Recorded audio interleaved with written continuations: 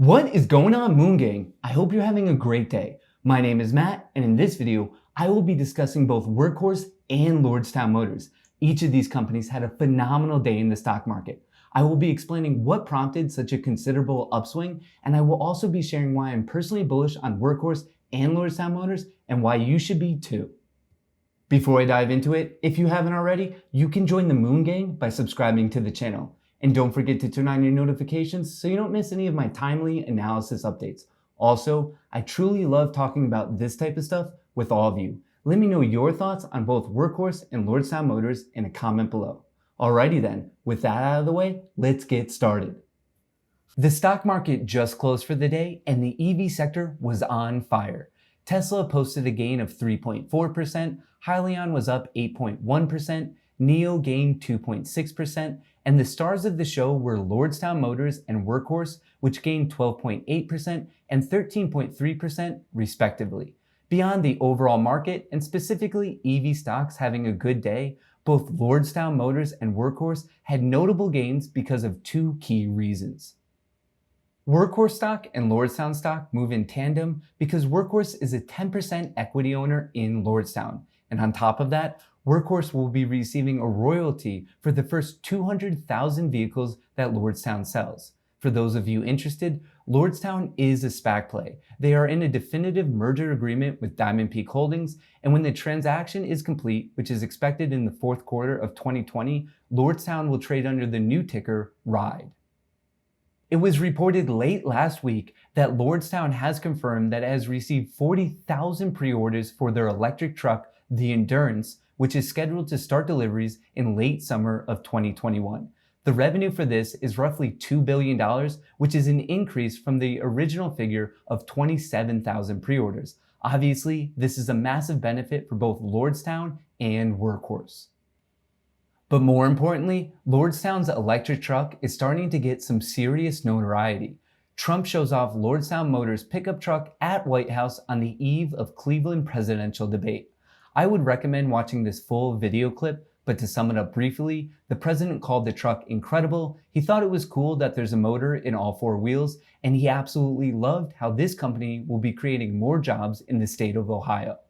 I also thought it was intriguing that the president specifically noted that there'll be more electric cars and trucks in the US in the coming years. This makes me more confident as an investor in this sector. This positive PR is obviously good news for both Lordstown and Workhorse, but I think that it goes one step deeper. Unless you've been living under a rock, you know that it's an election year and Ohio is a swing state. The president will do everything in his power to get the people of Ohio to vote for him. This is great news for Workhorse's chances at winning the multi-billion-dollar USPS contract because people love when there's new jobs and more money in their area. Workhorse winning this contract, or at least a large portion of it, also looks good in the sense that it's the only company in consideration that produces a fully electric delivery van. The Ford partnership option is traditional gas and diesel, and the Oshkosh partnership is a hybrid option. From a political standpoint, I would in no way be surprised if Trump is favoring Workhorse because it would create jobs in the swing state of Ohio, and it would also look good through the optics of the Going Green initiative. If Workhorse is selected, I could easily see its stock clearing $50, and if there's a short squeeze, it might even go above $60. But on the other hand, if it's not selected for whatever reason, I would be prepared for a notable drop. Even if Workhorse doesn't get the USPS contract and Lordstown doesn't start delivering the Endurance on time, I'm still extremely bullish on both of these stocks, and here's why. Electrification is the future. Over the next decade, it will proliferate across all transportation verticals, from passenger cars to commercial trucks to last-mile delivery vans and everything in between. First, consumer demand is shifting. Young consumers who were raised to be hyper-aware of the environment and educated on how to reduce carbon emissions want EVs.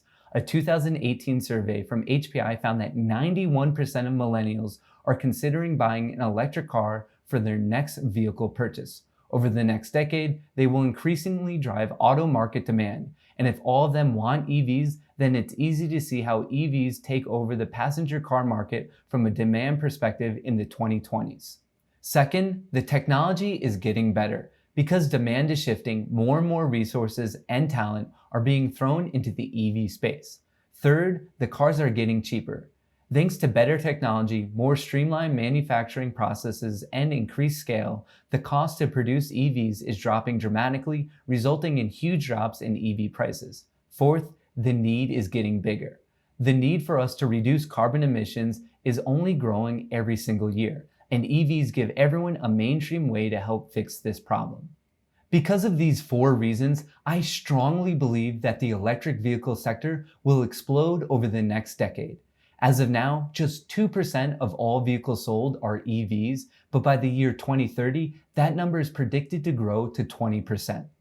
Which is exactly why I'm happy to be a long-term investor in companies such as Workhorse and Lordstown Motors, and I'm not going to put too much weight on whatever happens in the short term. And as a quick side note, I don't stand alone with these opinions. The fund managers at ARK Invest have been absolutely loading up on Workhorse. Over the past week, the ARK-Q ETF has gone from 650,000 shares of Workhorse stock all the way up to 730,000. I know nothing is guaranteed in the stock market, but the fact that these professionals are becoming more and more bullish on Workhorse makes me confident in my investment. Workhorse trades under the ticker WKHS, and at the time that I'm making this video, the stock is just above $28. And in the month of September, Workhorse is up a noteworthy 55%. If you're interested in how I got these levels of support and resistance, there's a link to a video on the top of the screen now, and I'll also post it in the description of this video. But you should know the first support would be a drop of 15%, and the first resistance, which is the all-time high, would be a gain of 10%. And my first price target, which is $50, would be a gain of 78%. Lordstown Motors is currently trading under Diamondpeak Holdings, which has the symbol DPHC, and the stock is currently just below $27. In the month of September, Lordstown Motors is up a noteworthy 62%, but it has been a wild ride. It's gone from $16 all the way up to $32, back down to below $20, and like I said, it's now back at $27. If you enjoy trading stocks that have considerable volatility, Lordstown is a great option for you, but you should know that the first support would be a drop of just over 6%, and the first resistance would be a gain of 11%. If the EV sector keeps trending in this general direction, I'm expecting Lordstown stock to hit $30 in the immediate future and clear $40 by the end of this year. And if history is any indicator, I'm preparing for an extreme amount of volatility in Lordstown's new symbol, RIDE, when the merger goes through at the end of 2020. Overall, I'm a big fan of both Workhorse and Lordstown Motors. I would argue that both of these companies have a bright future because they are extremely well positioned within the growing EV sector.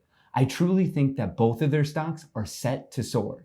But with all that being said, these are my personal opinions and I'm not a financial advisor.